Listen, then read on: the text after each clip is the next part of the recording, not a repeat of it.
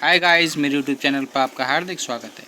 Video को start करने से पहले वीडियो को लाइक, शेयर और सब्सक्राइब कर दें ताकि आपके फ्रेंड्स वगैरह भी एनसीईआरटी का word to word, line to line explanation का फ़ायदा उठा सके। तो पिछले वीडियो में ये कह रहा था कि न्यूरो एंडोक्राइन मैकेनिज्म कैसे होती है पार्चुरेशन की प्रोसेस, वो बताने वाला था। तो देखो, न्यूरो एंडोक्राइन में दो वर्ड छिपे हुए हैं। न्यूरो मतलब नर्वस सिस्टम, एंडोक्राइन मतलब एंडोक्राइन सिस्टम। तो देखो, जैसे जब फुल्ली डेवलप फीटस और प्लासेंटा से सिग्नल जाते हैं तो वो ब्रेन पे जाते हैं। तो ब्रेन किसका पार्ट होगा? नर्वस सिस्टम का। और उसकी वजह से क्या ऑक्सीटोसिन हार्मोन सीक्रेट होता है पिट्यूटरी ग्लैंड से। तो ऑक्सीटोसिन क्या है? हार्मोन है। हार्मोन मतलब एंडोक्राइन सिस्टम का पार्ट हो गया। तो इस तरीके से पार्चुरेशन को न्यूरो एंडोक्राइन मैकेनिज्म बोला गया है, क्योंकि उसमें नर्वस सिस्टम और एंडोक्राइन सिस्टम दोनों इन्वॉल्व है। अब आगे देखते हैं। यहाँ तक हमने देख लिया था कि फीटल एजेक्शन रिफ्लेक्स जो होता है ये जो है ट्रिगर्स करता है release of oxytocin from the maternal pituitary, mother की पिट्यूटरी से, पोस्टीरियर पिट्यूटरी से। ये पोस्टीरियर पिट्यूटरी होती है रियल में। और रियल में फॉर्मेशन जो होता है पिट्यूटरी फॉर्मेशन जो होता है वो पिट्यूटरी ग्लैंड में नहीं होता है ऑक्सीटोसिन का, वो हाइपोथैलेमस में होता है, जो वहीं डिटेल में पढ़ेंगे। बस यहाँ से रिलीज होता है।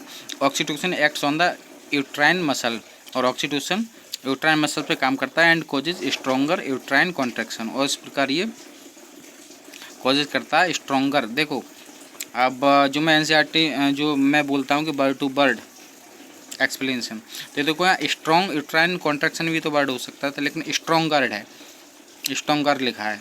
मतलब पॉजिटिव डिग्री, कंपैरेटिव डिग्री और सुपरलेटिव डिग्री, तीन प्रकार की डिग्री होती है, उसमें ये कंपैरेटिव डिग्री है। इसका मतलब है कि जो कॉन्ट्रैक्शन हो रहे थे वो उससे भी पहले हो रही थी, लेकिन अब स्ट्रॉन्गर मतलब पहले के कंपेयर में कंपैरेटिव डिग्री है ना, और ज़्यादा थे, स्ट्रॉन्ग तरीके से होने लगे हैं। तो इसका मतलब क्या है कि पहले यूट्रस में कॉन्ट्रैक्शन हो रहे होते हैं, फिर ऑक्सीटोसिन निकलता है तो थोड़े और तेज़ी से होने लगते हैं, which it turn stimulate further secretion of oxytocin. और जब और तेज़ी से होने लगते हैं तो वो और ज़्यादा ऑक्सीटोसिन निकलवाते हैं। The stimulatory reflex between the uterine contraction and oxytocin secretion. तो वही ये कह रहा है कि स्टिमुलेटरी रिफ्लेक्स बन गया किसके बीच? यूट्रस के कॉन्ट्रैक्ट होने के बीच और ऑक्सीटोसिन के सीक्रेट होने के बीच। ये कंटिन्यूस लगातार बना रहता है, resulting in stronger and stronger contraction. वही मैं बताना चाह रहा हूँ। इसका मतलब क्या, एक दूसरे को बढ़ाते रहते हैं। सबसे स्टार्टिंग क्या हुआ था?